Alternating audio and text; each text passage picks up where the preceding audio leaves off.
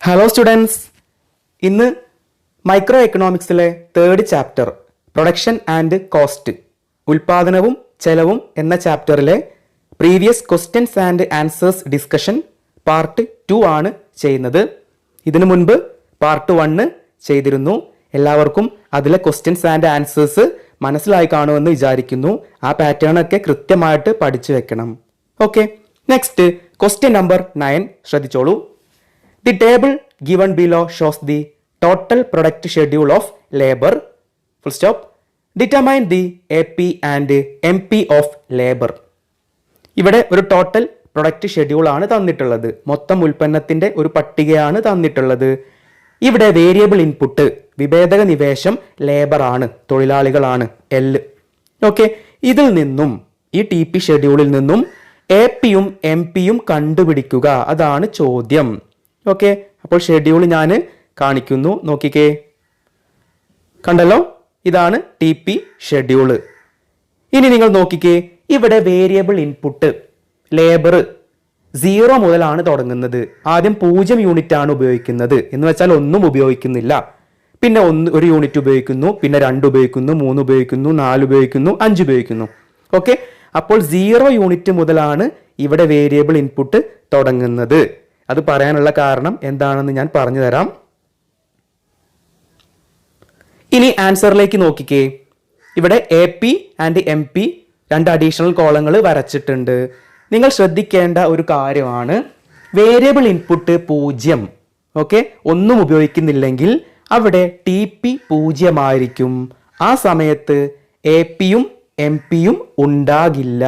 അത് മനസ്സിൽ ഉറപ്പിച്ചു വെക്കണം.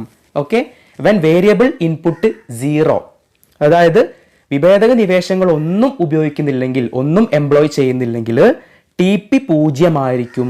ആ സമയത്ത് MP-യും AP-യും ഉണ്ടാകില്ല. ക്ലിയർ ആണല്ലോ? അതിപ്പോൾ തന്നെ ഉറപ്പിച്ചു വെക്കണം. ക്ലിയർ ആണല്ലോ? ഇനി നോക്കിക്കേ, 1 യൂണിറ്റ് ലേബർ ഉപയോഗിക്കുന്നു, വേരിയബിൾ ഇൻപുട്ട് ഉപയോഗിക്കുന്നു. അപ്പോൾ TP എത്രയാ? 15 ആണ്. അവിടെയും ഒരു നോട്ട് പോയിന്റ് ഉണ്ട്. നിങ്ങൾ നോക്കിക്കേ, ഒന്നാമത്തെ യൂണിറ്റ് വേരിയബിൾ ഇൻപുട്ട് വിഭേദക നിവേശം ഉപയോഗിക്കുമ്പോൾ കിട്ടുന്ന ടോട്ടൽ പ്രൊഡക്റ്റ്, മൊത്തം ഉൽപ്പന്നവും ആവറേജ് പ്രൊഡക്റ്റ് ശരാശരി ഉൽപ്പന്നവും മാർജിനൽ പ്രൊഡക്റ്റ് സീമാന്ത ഉൽപ്പന്നവും എല്ലാം ഒന്നായിരിക്കും. അല്ലേ? ഒരേ സംഖ്യയാണ്. നിങ്ങൾ നോക്കിക്കേ, ഇവിടെ 1 യൂണിറ്റ് ലേബർ ഉപയോഗിച്ചപ്പോൾ കിട്ടിയ TP 15 ആണ്. അപ്പോൾ ഉള്ള MP-യും 15 ആണ്, AP-യും 15 ആണ്. അത് ഓർത്ത് വെക്കണം. ചില സമയങ്ങളിൽ ടേബിളിലെല്ലാം നമ്മൾ പഠിച്ചത് എങ്ങനെയാ? വേരിയബിൾ ഇൻപുട്ട് 0-ൽ നിന്നാണ് തുടങ്ങുന്നത്. ചില ടേബിളുകളിൽ 0 തരില്ല, നേരിട്ട് 1 2 3 1-ൽ നിന്നായിരിക്കും തുടങ്ങുക. ഓക്കെ, ആ 1-ൽ നിന്ന് തുടങ്ങുകയാണെങ്കിൽ ആ TP എത്രയാണോ, അപ്പോൾ ഉള്ള TP എത്രയാണോ ആ TP തന്നെ ആയിരിക്കും AP-യും MP-യും. ഓർത്ത് വെക്കണം. ഓക്കെ, 0 ആണെങ്കിൽ TP 0 ആയിരിക്കും. ആ സമയത്ത് AP-യും MP-യും ഉണ്ടാകില്ല. 2 കാര്യങ്ങൾ കൺഫ്യൂഷൻ ഇല്ലല്ലോ, ഓർത്ത് വെക്കണം.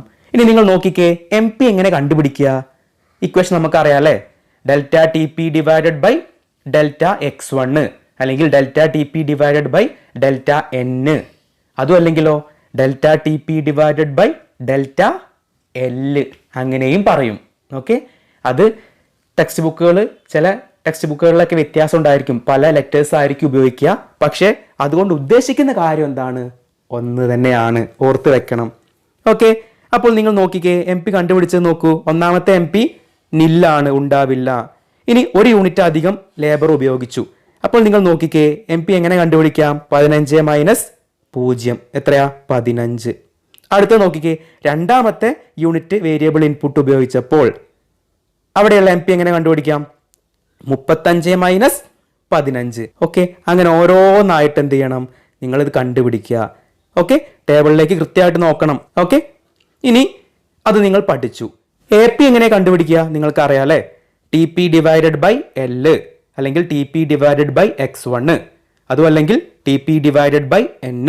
അപ്പോൾ 15 by 1, 35 by 2, 50 by 3, 40 by 4, 48 by 5. Okay ആണല്ലോ? അപ്പോൾ ഞാൻ പറഞ്ഞ ആ 2 ഇമ്പോർട്ടൻറ്റ് പോയിന്റ് ഓർത്ത് വെക്കണം. വേരിയബിൾ ഇൻപുട്ട് 0 ആണെങ്കിൽ TP 0 ആയിരിക്കും. ആ സമയത്ത് AP-യും MP-യും ഉണ്ടാകില്ല, നില്ലായിരിക്കും. എന്നാൽ വേരിയബിൾ ഇൻപുട്ട് 1 ഉപയോഗിക്കുമ്പോൾ, 1 യൂണിറ്റ് ഉപയോഗിക്കുമ്പോൾ അപ്പോഴുള്ള ടി പിയും എ പിയും എം പിയും എല്ലാം ഒന്നായിരിക്കും, ഒരു സംഖ്യ ആയിരിക്കും. ഓക്കെ, ഇനി ക്വസ്റ്റ്യൻ നമ്പർ 10 നോക്കിക്കോളൂ. Prove that A C is the sum of A F C and A V C. അതായത് എ എഫ് സിയുടെയും എ വി സിയുടെയും തുകയാണ് എ സി എന്ന് പ്രൂവ് ചെയ്യുക, തെളിയിക്കുക. അതാണ് ചോദ്യം. ആൻസർ ശ്രദ്ധിച്ചോളൂ. എ സി കണ്ടുപിടിക്കാനുള്ള ഇക്വേഷൻ എന്താ? T C divided by Q ആണല്ലോ. T C divided by Q ആണ്. അതിൽ ടി സി എന്ന് പറഞ്ഞാൽ എന്താണെന്ന് നമുക്കറിയാം. ടി സി എങ്ങനെ കണ്ടുപിടിക്കുക? T F C plus T V C ആണ് ആണല്ലോ. എ സി എങ്ങനെ കണ്ടുപിടിക്കാം? T C divided by Q ആണ്. അപ്പോൾ ടി സി എങ്ങനെ കണ്ടുപിടിക്കാം? T F C plus T V C ആണ് ആണല്ലോ. ഇനി നിങ്ങൾ നോക്കിക്കോളൂ. എ സിയുടെ ഇക്വേഷനിൽ ഞാൻ ഒന്നുകൂടെ ചെറുതായിട്ടൊന്ന് മാറ്റം വരുത്തിയിട്ട് എഴുതാൻ പോവാണ് കേട്ടോ. അതായത് സ്പ്ലിറ്റ് ചെയ്തിട്ട് എഴുതാൻ വേണ്ടി പോവാണ്. എ സി എന്ന് പറഞ്ഞാൽ ടി സി ബൈ ക്യൂ ആണല്ലോ, ആണ്. ടി സി എന്ന് പറഞ്ഞാൽ എന്താ? T F C plus T V C ആണ്. അപ്പോൾ നിങ്ങൾ നോക്കിക്കേ, രണ്ടാമത്തെ ഇക്വേഷൻ നോക്കിക്കേ. A C equal to T F C plus T V C divided by Q. അങ്ങനെ എഴുതിക്കൂടെ? എഴുതാം. കാരണം T F C plus T V C എന്താണ്? ടി സി ആണ് ആണല്ലോ. ആ ടി സി ഞാൻ എന്ത് എഴുതി? ടി സി എന്ന് എഴുതാതെ അതിനെ സ്പ്ലിറ്റ് ചെയ്ത് എഴുതി വെച്ചു, അതിൻ്റെ ഇക്വേഷൻ എഴുതി വെച്ചു. അങ്ങനെ എഴുതിക്കൂടെ? എഴുതാം അല്ലേ. മൂന്നാമത്തെ സ്റ്റെപ്പ് നോക്കിക്കേ. അതിനെ ഞാൻ വീണ്ടും സ്പ്ലിറ്റ് ചെയ്യാണ്. ആ രണ്ടാമത്തെ ഇക്വേഷനെ ഞാൻ വീണ്ടും മുറിച്ചെഴുതാൻ വേണ്ടി പോവാണ്. എങ്ങനെ എഴുതാം? A C equal to T F C divided by Q plus T V C divided by Q. മനസ്സിലായോ? അവിടെ T F C plus T V C by Q കണ്ടോ? ആ ക്യൂ രണ്ടിനും കോമൺ ആണ് അല്ലേ? ടി എഫ് സിക്കും കോമൺ ആണ്, T V സിക്കും കോമൺ ആണ്. അപ്പം ഞാൻ രണ്ടുപേർക്കും കൂടി എന്ത് ചെയ്തു? സെപ്പറേറ്റ് ചെയ്തിട്ട് അത് എഴുതി വെച്ചു. അതാണ് മൂന്നാമത്തെ ഇക്വേഷൻ. ഓക്കെ ആണല്ലോ? അതുവരെ എല്ലാവർക്കും ഓക്കെ ആണല്ലോ? സ്ക്രീനിലേക്ക് കൃത്യമായിട്ട് നോക്കണേ. ഇനി നോക്കിക്കേ, എ എഫ് സി എങ്ങനെ കണ്ടുപിടിക്കുക? T F C by Q ആണ് ആണല്ലോ. ടി എഫ് സിയെ യൂണിറ്റ്സ് ഓഫ് ഔട്ട്പുട്ട് കൊണ്ട് ഡിവൈഡ് ചെയ്താൽ എ എഫ് സി കിട്ടും ആണല്ലോ. നമുക്കറിയാം. എങ്ങനെ എ വി സി കിട്ടും? ടി വി സിയെ ക്യൂ കൊണ്ട് ഡിവൈഡ് ചെയ്താൽ എ വി സി കിട്ടും ആണല്ലോ. അതുകൊണ്ട് നമുക്ക് എങ്ങനെ പറയാം? A C equal to A F C plus A V C. അത് ഓർത്ത് വെക്കണം. ഞാൻ അന്ന് നിങ്ങൾക്ക് ക്ലാസ് എടുത്ത സമയത്ത് പറഞ്ഞിരുന്നു, നമ്മൾ പഠിച്ച ഇക്വേഷൻസ് റീ അറേഞ്ച് ചെയ്തുകൊണ്ട് ചോദിക്കാം. അന്ന് ഞാൻ നിങ്ങൾക്ക് ക്ലാസ്സിൽ കാണിച്ചു തന്നിരുന്നു, നോട്ട്ബുക്കിലേക്ക് എഴുതാൻ വേണ്ടി പറഞ്ഞിരുന്നു ആ കാര്യം. അത് ഓർത്ത് വെക്കണം. സെയിം ഇക്വേഷൻ തന്നെ പല രീതികളിൽ ചോദിക്കാം, റീ അറേഞ്ച് ചെയ്ത് ചോദിക്കാം. Okay, T C equal to T F C plus T V C ആണ്. എന്നാൽ എ സി ഈക്വൽ ടു എന്തായിരിക്കും? A F C plus A V C. അങ്ങനെയും പറയാം. ഓക്കെ ആണല്ലോ? ഓർത്ത് വെക്കണം. ഇത് ഓർത്ത് വെക്കാനുള്ള ഒറ്റ വഴിയേ ഉള്ളൂ. ആ ടേബിൾ നിങ്ങളുടെ കയ്യിൽ വേണം. ആ ടേബിൾ നോക്കിയാൽ നിങ്ങൾക്ക് പല രീതിയിലും പല ഇക്വേഷൻസിനെ നമുക്ക് മാറ്റാൻ കഴിയും. ഓക്കെ, അതെങ്ങനെയൊക്കെയാണ് നമുക്ക് എന്ത് ചെയ്യാം? ഇനി ഓരോ പ്രോബ്ലം ചെയ്യുമ്പോൾ നിങ്ങൾക്ക് മനസ്സിലാകും. എക്സാമിനൊക്കെ ചോദിക്കുമ്പോൾ നിങ്ങൾക്ക് മനസ്സിലാകും. ഓക്കെ, ഇക്വേഷൻസ് നിങ്ങൾ എന്ത് ചെയ്യണം? പഠിച്ചിരിക്കണം. ഞാൻ അന്ന് പറഞ്ഞ ഭാഗങ്ങൾ നോട്ട്ബുക്കിലേക്ക് എഴുതിയിട്ട് പഠിച്ചിരിക്കണം. ഓക്കെ, അപ്പോൾ ഈ ഇക്വേഷൻ ഓക്കെ ആണെന്ന് വിചാരിക്കുന്നു. അടുത്ത ക്വസ്റ്റ്യൻ നോക്കിക്കോളൂ. Question number 11. A bus company started it's operation with 2 buses, 4 laborers. ഒരു ബസ് കമ്പനി അവരുടെ ബിസിനസ് സ്റ്റാർട്ട് ചെയ്യാണ്. അവരുടെ ഓപ്പറേഷൻ എന്ന് പറഞ്ഞാൽ വർക്കിംഗ് സ്റ്റാർട്ട് ചെയ്യാണ് 2 ബസ്സും അതുപോലെ 4 ലേബേഴ്സും ഉപയോഗിച്ചുകൊണ്ട്. Okay, full stop. It has paid A 1 time road tax. ഇവർ 1 time റോഡ് ടാക്സ് അടയ്ക്കുന്നു. റോഡ് ടാക്സിനെ കുറിച്ചൊക്കെ നിങ്ങൾക്ക് അറിയായിരിക്കും.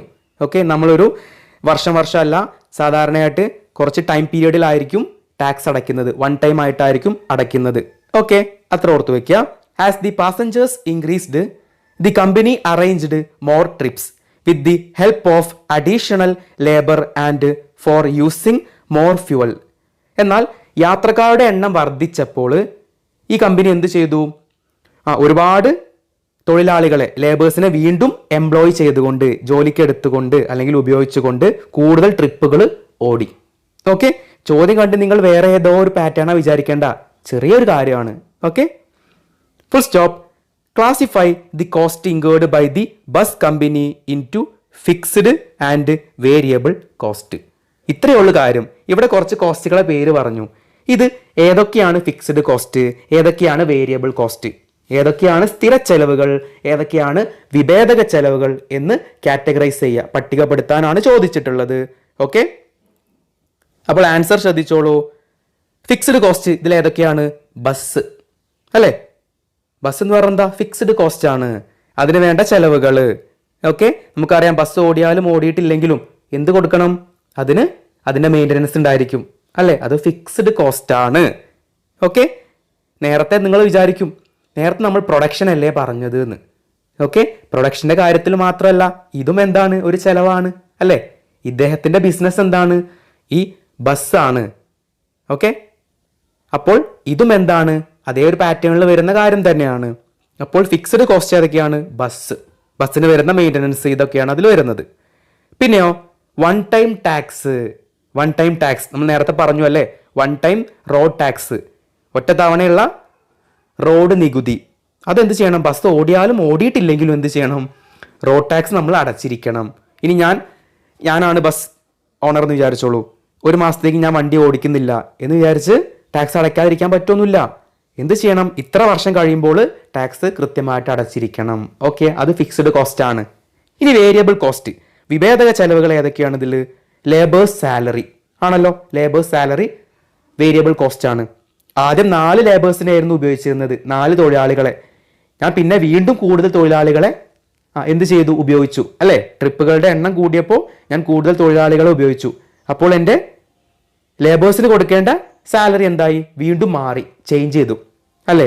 അപ്പോൾ അതെന്താണ്? വേരിയബിൾ കോസ്റ്റ് ആണ്, വിഭേദക ചെലവാണ്.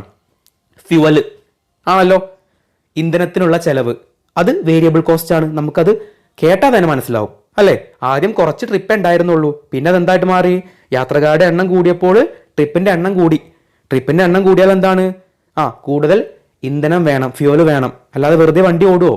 ഇല്ല, അതിന് പെട്രോൾ അല്ലെങ്കിൽ ഡീസൽ വേണമല്ലോ. അപ്പോൾ അതെന്താണ്? വേരിയബിൾ കോസ്റ്റ് ആണ്.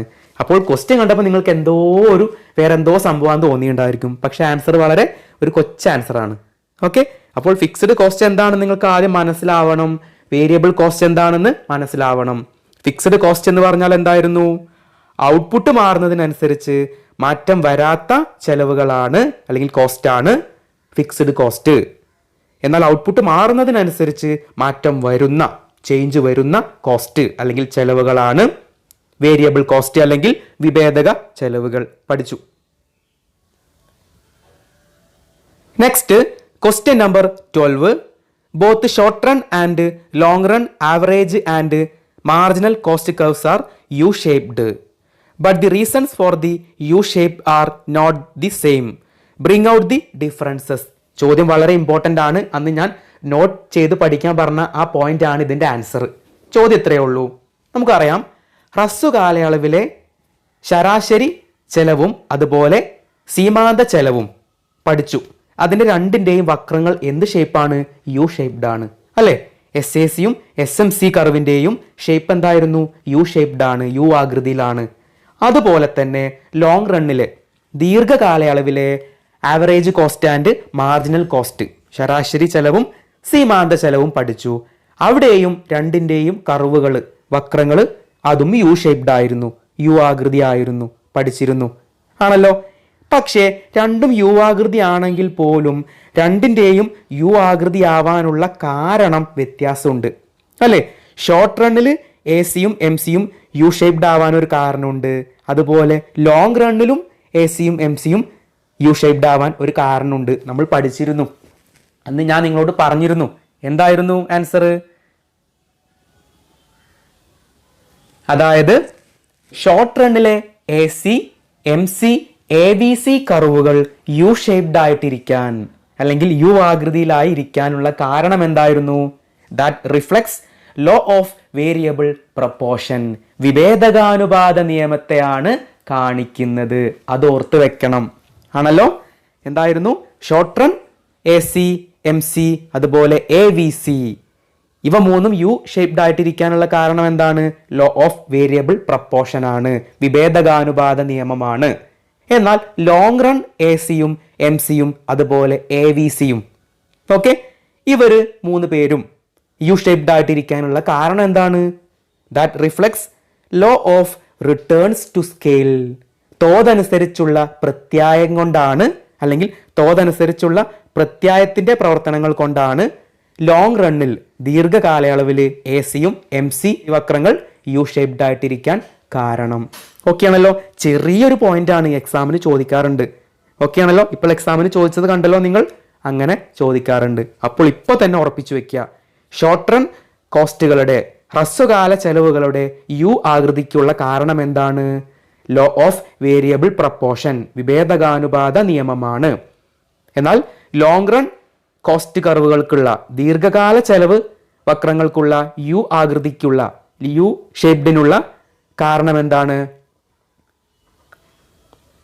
യു ഷേപ്പിനുള്ള കാരണം എന്താണ്? Law of returns to scale ആണ്, തോതനുസരിച്ചുള്ള പ്രത്യായമാണ്. ഓക്കെ, അപ്പോൾ അത് പഠിച്ചു. ഇനി 3 മാർക്കിനുള്ള ചോദ്യങ്ങളാണ് ഡിസ്കസ് ചെയ്യാൻ പോകുന്നത്. ശ്രദ്ധിച്ചേ, ഒരു മാച്ച് ദ ഫോളോവിങ് ചോദ്യമാണ് കൊടുത്തിട്ടുള്ളത്. എ ബി കോളങ്ങൾ തന്നിട്ടുണ്ട്. നിങ്ങൾ നോക്കിക്കേ, എ കോളത്തിൽ average product A P, then S A C, A V C, T F C and production function. B കോളത്തിൽ നോക്കിക്കേ, T V C by Q, T C minus T F C, T P by Q, Q equal to F of x1, x2, then T C by Q. ഇതാണ് തന്നിട്ടുള്ളത്. നിങ്ങൾ പറഞ്ഞേ, എങ്ങനെയൊക്കെ അത് match ചെയ്യാം? എങ്ങനെയായിരിക്കും ഇതിന്റെ ആൻസർ? ഒന്നുകൂടെ ഉണ്ട്, T V C A F C into Q, അതുകൂടെ ഉണ്ട് കേട്ടോ. നിങ്ങൾ നോക്കിക്കേ, നമുക്ക് മാച്ച് ചെയ്ത ആൻസേഴ്സ് നോക്കാം. എ പി ബി കോളത്തിൽ ഏതാ മാച്ച് ചെയ്യുക? ടി പി ബൈ ക്യൂ അല്ലെ? എ പി കണ്ടുപിടിക്കാനുള്ള equation T P by Q ആണ്. പഠിച്ചു, അത് കൃത്യമായിട്ട് അടയാളപ്പെടുത്തി. എസ് എ സി എന്താണ് ബി കോളത്തിൽ മാച്ച് ചെയ്യുക? ടി സി ബൈ ക്യൂ അല്ലേ? ടി സി ബൈ ക്യൂ ആണ് എസ് എ സി. അടുത്തത് A V C. A V C B കോളത്തിൽ ഏതാ മാച്ച് ചെയ്യുക? T V C by Q ആണ്, ഇക്വേഷൻ അതാണ്. അടുത്തത് T F C. T F C ഏതായിരിക്കും വരിക? ഇവിടെ നിങ്ങൾ വിചാരിക്കും ടി എഫ് സി കണ്ടുപിടിക്കാറ് എങ്ങനെയാ? നമുക്കറിയാം അല്ലേ, T C minus T V C ആണ്. എന്നാൽ അങ്ങനെ ഒരു കാര്യം ഇവിടെ തന്നിട്ടുണ്ടോ? ഇല്ല. അപ്പൊ എങ്ങനെ കണ്ടുപിടിക്കുക? നമുക്കറിയാം, ടി എഫ് സി കണ്ടുപിടിക്കാനുള്ള ഇക്വേഷൻ എന്തായിരുന്നു? T C minus T V C ആണ്. എ എഫ് സി കണ്ടുപിടിക്കാനുള്ള ഇക്വേഷൻ എന്തായിരുന്നു? T F C by Q ആണ് അല്ലെ? T F C divided by Q ആണ്. എന്നാൽ ആ ഇക്വേഷനിൽ നമുക്ക് എന്ത് ചെയ്യാം? ടി എഫ് സി കണ്ടുപിടിച്ചൂടെ? കണ്ടുപിടിക്കാം. എന്ത് ചെയ്താൽ മതി? എ എഫ് സിയെ ക്യൂ കൊണ്ട് ഗുണിച്ചാ പോരെ? മതി. അപ്പോൾ നിങ്ങൾ കണ്ടോ, ഒരു ഇക്വേഷനെ നമ്മൾ മറ്റു രീതിയിൽ സ്പ്ലിറ്റ് ചെയ്ത് എഴുതി, വേറൊരു രീതിയിൽ എഴുതി. അപ്പോൾ ഇത് നിങ്ങൾ ചെയ്ത് പ്രാക്ടീസ് ചെയ്യുന്ന വേണം. ഒരുപാട് വർക്ക്ഷീറ്റുകൾ ഞാൻ നിങ്ങൾക്ക് തന്നിരുന്നു, 12ഓളം ടേബിളുകൾ തന്നു. ഇതെല്ലാം നിങ്ങൾ എന്ത് ചെയ്യണം? പ്രാക്ടീസ് ചെയ്ത് ആ ഇക്വേഷൻസ് എങ്ങനെയൊക്കെ അറേഞ്ച് ചെയ്യാം, ആ രീതികളൊക്കെ പഠിച്ചു വെക്കണം. ഓക്കെ, ഞാൻ തന്ന നോട്ട്സ് നന്നായിട്ട് വായിക്കണം. ഓക്കെ, അപ്പോൾ ഇവിടെ ടി എഫ് സിക്ക് മാച്ച് ആയത് ഏതാണ്? A F C into Q. മനസ്സിലായോ എങ്ങനെ കിട്ടിയത് എന്ന്? എ എഫ് സി കണ്ടുപിടിക്കാനുള്ള ഇക്വേഷൻ എന്താ? T F C by Q ആണ്. ആ ഇക്വേഷനിൽ നിന്നും നമുക്ക് ടി എഫ് സി എങ്ങനെ കണ്ടുപിടിക്കാം? A F C into Q ചെയ്താൽ മതി. എ എഫ് സിയെ ക്യൂ കൊണ്ട് ഗുണിച്ചാൽ മതി. ക്ലിയർ ആണ്. അടുത്ത് നോക്കിക്കേ, പ്രൊഡക്ഷൻ ഫംഗ്ഷൻ അതുമായിട്ട് മാച്ച് ചെയ്യുന്നത് ഏതാ? Q equal to function of x1, x2 നമ്മൾ പഠിച്ചിട്ടുണ്ട് അല്ലേ? ഈ ചാപ്റ്ററിന്റെ തുടക്കത്തിൽ പഠിച്ചത് അതായിരുന്നു. അടുത്തത് T V C. T V സിക്ക് മാച്ച് ആയത് ഏതാ? T C minus T F C. Okay, അപ്പോൾ ഇവിടെ ബാക്കി എല്ലാതും ഡയറക്റ്റ് ആയിട്ട് നമുക്ക് അറിയുന്നതാ. പക്ഷേ ടി എഫ് സിയുടെ കാര്യം കണ്ടോ നിങ്ങൾ? അത് മാത്രം ചെറിയൊരു കൺഫ്യൂഷൻ അല്ല, നിങ്ങൾ ശരിക്ക് വ്യക്തമായിട്ട് ശ്രദ്ധിച്ചാൽ കിട്ടുന്നതേ ഉള്ളൂ. ഡയറക്റ്റ് ആയിട്ടല്ല തന്നിട്ടുള്ളത്. അപ്പോൾ നിങ്ങൾ എന്ത് ചെയ്യണം? കൃത്യമായിട്ട് മാച്ച് ദ ഫോളോവിങ് വന്നു കഴിഞ്ഞാൽ നോക്കണം. ഒറ്റയടിക്ക് എനിക്ക് അറിയാമെന്ന് പറഞ്ഞ് എഴുതി വെക്കരുത്. കൃത്യമായിട്ട് അത് ഒബ്സർവ് ചെയ്തിട്ട് വേണം ആൻസറിലേക്ക് കടക്കാൻ. ഓക്കെ ആണല്ലോ? ഇനി അടുത്ത ക്ലാസ്സിൽ ഇതിന്റെ പാർട്ട് 3 നമ്മൾ ചെയ്യുന്നതായിരിക്കും. അപ്പോൾ ഇന്നെടുത്ത ഭാഗങ്ങൾ എല്ലാവരും കൃത്യമായിട്ട് കണ്ട് ചെയ്ത് മനസ്സിലാക്കണം. ഓക്കെ, അപ്പോൾ നമുക്ക് അടുത്ത ക്ലാസ്സിൽ വീണ്ടും കണ്ടുമുട്ടാം. Thank you so much.